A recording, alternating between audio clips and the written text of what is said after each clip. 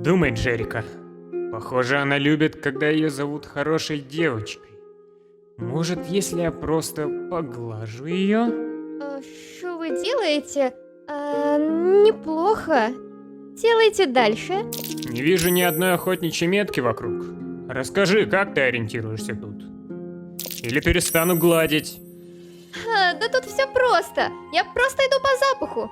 Какому запаху? Объясни. Моему запаху, конечно. А вы не чуете? Подойдите поближе и принюхнитесь. Я же мечу территорию. Нет нужды.